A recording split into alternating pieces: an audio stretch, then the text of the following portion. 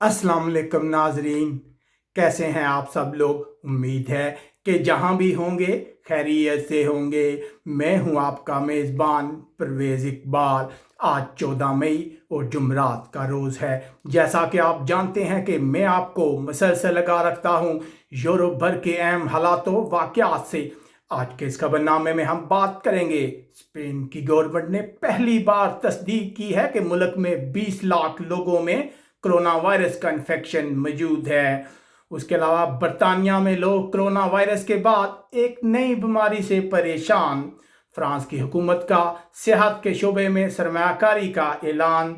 तुर्की यूनान कशीदगी और इटली से एक रिपोर्ट शामिल करेंगे कि इटली की गवर्नमेंट गैर कानूनी तारकीन वतन को लीगल करने जा रही है।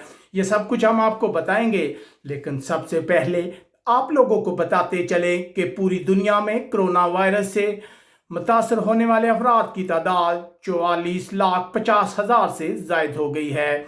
अगर हलाकतों की बात की जाए तो हलाक होने वाले अफराद की तादाद 3 लाख तक पहुंच गई है। उसके अलावा अगर अमेरिका की बात की जाए, जहां सबसे ज़्यादा हलाकतें हैं, तो यहां अब तक 85,000 अफराद हलाक हो चुके हैं।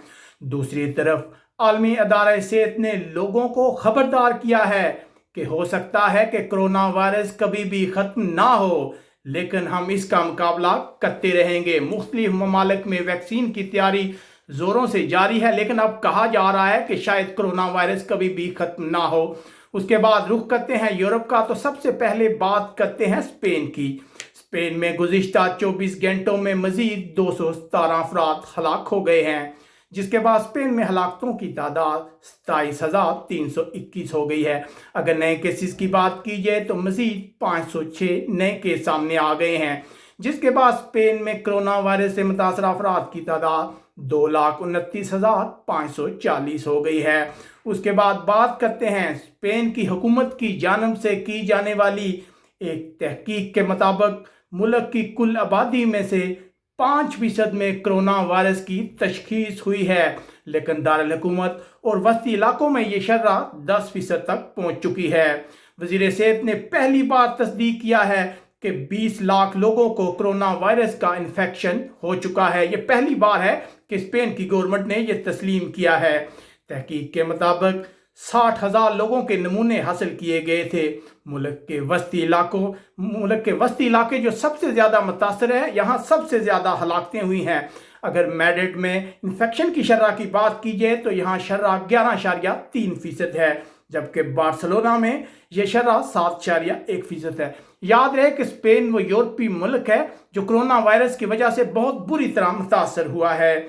अगर बात की जाए बार्सिलोना और उसके करीबी इलाकों की, तो गवर्नमेंट की जानब से कहा जा रहा है कि सोमवार से ये इलाके एक बार फिर दूसरे फेज में दाखिल होने में नाकाम हो गए हैं, क्योंकि मरकजी गवर्नमेंट और सूबाई गवर्नमेंट नहीं चाहती कि फिलहाल बार्सिलोना को दूसरे मरहले में लेकर जाया जाए, क्योंकि बार्सिलोना में कोरोना वायरस के बहुत ज़्यादा केसेस हैं। उसके अलावा एक खबर हम आपको बता रहे हैं कि पाकिस्तानी एयरलाइन PIA का खसूसी जहाज़ 3 पाकिस्तानी कीमतों को लेकर पाकिस्तान के लिए रवाना हो गया है।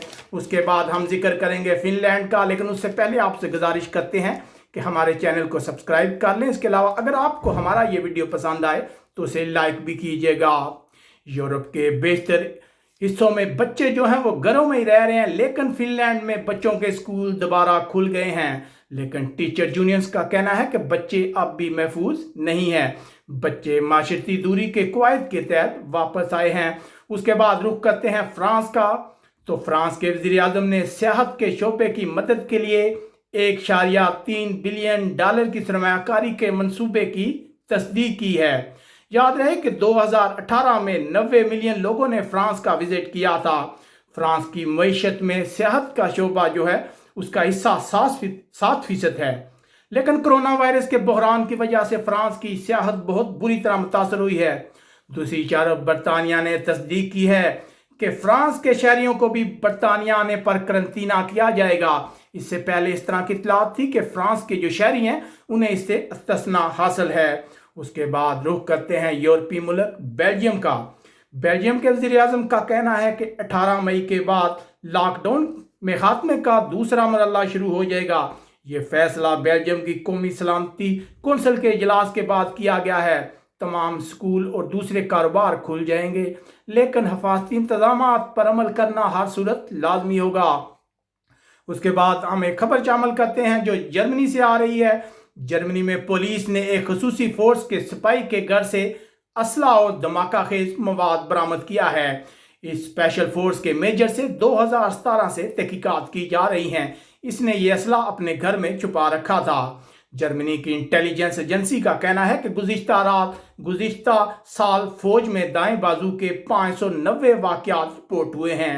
جرمنی میں فوج اور دائیں بازو کے درمیان رابطوں کو پریشانی سے دیکھا جا رہا ہے۔ ادھر جرمنی میں مسلسل 5ویں روز کرونا وائرس کے کیسز میں اضافہ دیکھا جا رہا ہے۔ جمعرات کی صبح تک مزید 927 کیس سامنے آ گئے ہیں۔ یاد رہے کہ جرمنی جو ہے اس نے مکمل طور پر لاک ڈاؤن کا خاتمہ کیا ہے، جس کی وجہ سے اس پر تنقید بھی کی جا رہی ہے۔ اس کے بعد رخ کرتے ہیں برطانیہ کا۔ تو برطانیہ سے خبریں آ رہی ہیں کہ وہاں ٹیسٹ کر کے پتہ لگایا جائے گا کہ ماضی میں کن لوگوں میں کرونا وائرس موجود تھا۔ اس کے علاوہ برطانیہ کے لوگ جو کرونا وائرس کی وجہ سے پریشان تھے، اب انہیں ایک نئی بیماری کا سامنا کرنا پڑ رہا ہے۔ برطانیہ سے اطلاعات ہیں کہ 100 سے زائد بچے کرونا وائرس سے ملتی جلتی بیماری کاواساکی سے بہت زیادہ متاثر ہو رہے ہیں۔ یاد رہے کہ دوسرے ممالک سے بھی اس طرح کی اطلاعات آ رہی ہیں کہ بچے کاواساکی سے متاثر ہو رہے ہیں۔ اگر اس کی علامات کی بات کی جائے تو اس میں تیز اور مستقل بخار اور دانے، اور کچھ بچے پیٹ میں درد اور معدے میں بھی پریشانیوں کا ذکر کرتے ہیں۔ اس کے علاوہ لندن سے اطلاعات ہیں کہ لندن میں پبلک ٹرانسپورٹ استعمال کرنے والوں کی تعداد کو کم کرنے کے لیے لندن کی ایک مشہور روڈ پر سائیکل لائن کھل گئی ہے۔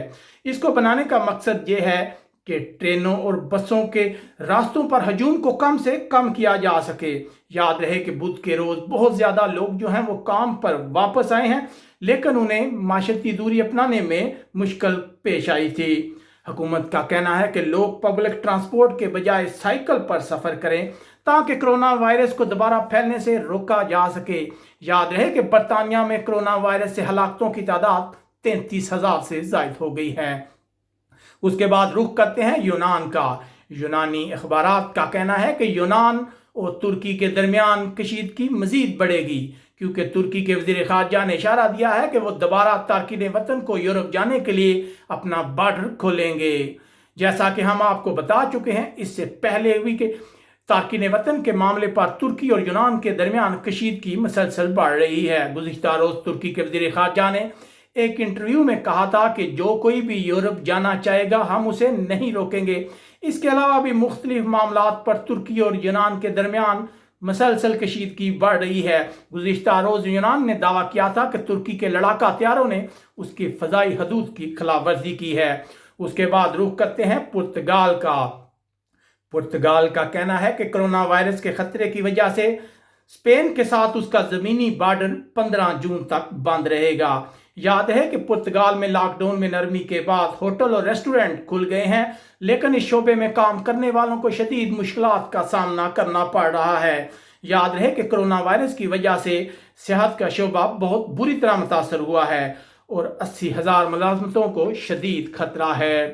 اس کے بعد ہم خبر شامل کرتے ہیں اٹلی سے۔ یقیناً یہ ایک بہت ہی اچھی خبر ہے تارکین وطن کے لیے، کیونکہ بہت سے تارکین وطن ہم سے پوچھتے رہتے ہیں کہ اٹلی میں امیگریشن کب اوپن ہونے جا رہی ہیں۔ تو ہم تصدیق کر رہے ہیں کہ اٹلی کی گورنمنٹ کا کہنا ہے کہ اٹلی ملک میں رہنے والے غیر قانونی تارکین وطن کو پیپر دینے کا ارادہ کر چکا ہے۔ لوگوں کو ریزیڈنس کارڈ دیے جائیں گے۔ اٹلی کی حکومت نے بدھ کے روز فیصلہ کیا کہ ایسے تارکین وطن جو زرعی شعبے میں کام کرتے ہیں یا گھروں میں کام کرتے ہیں ان کو عارضی طور پر لیگل سٹیٹس دے دیا جائے گا۔ اس موقع پر اٹلی کے وزیر اعظم کا کہنا تھا کہ ہم ملازمتوں میں کالے بازار کو ختم کرنا چاہتے ہیں۔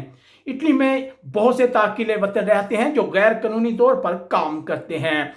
کرونا وائرس کی وجہ سے اٹلی میں تمام نظام زندگی متاثر ہوا۔ وہاں زراعت کے شعبے میں کام کرنے والے ورکر کی بھی شدید قلت پیدا ہو گئی تھی، جس کے بعد حکومت پر دباؤ بڑھ رہا تھا کہ وہ ان تارکین وطن کو پیپر دے۔ जिसके बाद गवर्नमेंट ने ये फैसला किया है कि इन तमाम लोगों को लीगल कर दिया जाएगा। यकीनन यह बहुत ही अहम डेवलपमेंट है, ख़ास तौर पर उन लोगों के लिए जो इटली में रह रहे हैं, पेपर ना होने की वजह से परेशान है। अब वो इस मौके से फ़ायदा उठाकर पेपर हासिल कर सकते हैं। उम्मीद है आपको हमारा ये वीडियो पसंद आया होगा। हमारे चैनल को सब्सक्राइब करना मत भूलिएगा। आप कमेंट्स करके हमें अपनी राय से आगाह कर सकते हैं। अपने मेज़बान परवेज़ इकबाल को इजाज़त दीजिएगा। अपना बहुत ख्याल रखिएगा। अल्लाह हाफिज़।